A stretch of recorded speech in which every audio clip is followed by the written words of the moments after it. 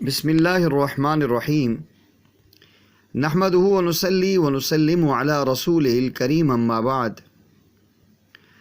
دنیا میں کوئی کسی آفس میں جاب کرتا ہے یا کسی محکمے میں جاتا ہے تو وہ باس سے بنا کے رکھتا ہے، اپنے سپروائزر سے، اپنے ڈائریکٹر سے بنا کے رکھتا ہے۔ کبھی اصول توڑنے کا سوچتا تک نہیں، کبھی کام میں دیر نہیں کرتا، کبھی کوئی کام ایسا نہیں کرتا جس سے اس کا باس اور اس کا آفیسر، اس کا سر اس سے ناراض ہو یا اس کی بےزتی ہو، کیونکہ اسے معلوم ہوتا ہے کہ یہاں پر مالک وہی ہے اور حکم مالک ہی کا چلنا ہے۔ تو اس لیے اس کے ساتھ بگاڑ کے رکھنا، اس کا مقابلہ بازی کرنا، یہ سوائے بے وقوفی کے اور کچھ بھی نہیں ہے۔ دنیا کے ایک معمولی اور عارضی مالک کو راضی کرنے کے لیے اتنی فکر کی جاتی ہے اور اس میں کوئی عار بھی نہیں سمجھی جاتی، بلکہ اس میں فخر محسوس کیا جاتا ہے کہ میرے کام کی جگہ پر ہر کوئی مجھ سے خوش ہے۔ اسی طرح جو ملازم آفس میں قوانین کا خیال نہیں رکھتا، وقت پر کام نہیں کرتا، آئے دن چھٹیاں کرتا ہے اور اس کے اوپر مزید اضافہ یہ کہ اپنے باس کو برا بھلا بھی کہتا ہے، تو ایسے شخص کی تعریف و توصیف کیا ہونی ہوگی؟ الٹا اسے بے عزت کر کے کام سے نکال دیا جاتا ہے۔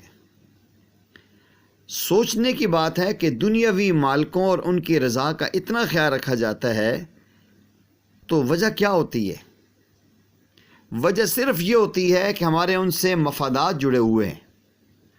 ہمارا کیریئر، خواہشات، آسائش، شاندار زندگی کی تمنائیں، ان سب کو حقیقت میں بدلنے کے لیے مزاج کے خلاف باتوں کو بھی برداشت کر لیا جاتا ہے، مگر جب بات مالک کی حقیقی کی آتی ہے، خالق کی حقیقی کی آتی ہے، حاجت روا اور مشکل کشا کی آتی ہے، تو سارے قاعدے اور قانون جو دنیاوی مالکوں کو خوش کرنے کے لیے بنائے گئے ہوتے ہیں، ان کو یکسر فراموش کر دیا جاتا ہے۔ اللہ کو تو راضی کرنا بہت آسان ہے اور انسانوں کو خوش رکھنا بے حد دشوار ہوتا ہے۔ اللہ جل جلالہ تو مالک حقیقی ہیں۔ دفتر میں بعض زیادہ سے زیادہ جو کر سکتا ہے نوکری سے نکال سکتا ہے، اس کے بعد وہ کہیں اور ٹھکانہ کر سکتا ہے، مگر جب اللہ جل جلالہ کسی کو دھتکار دیں گے، اس کی دنیا بھی تباہ اور اس کی آخرت بھی تباہ ہوگی، خسرت دنیا والآخرہ ہو جائے گا۔ ایک بار رک کر سوچئے ضرور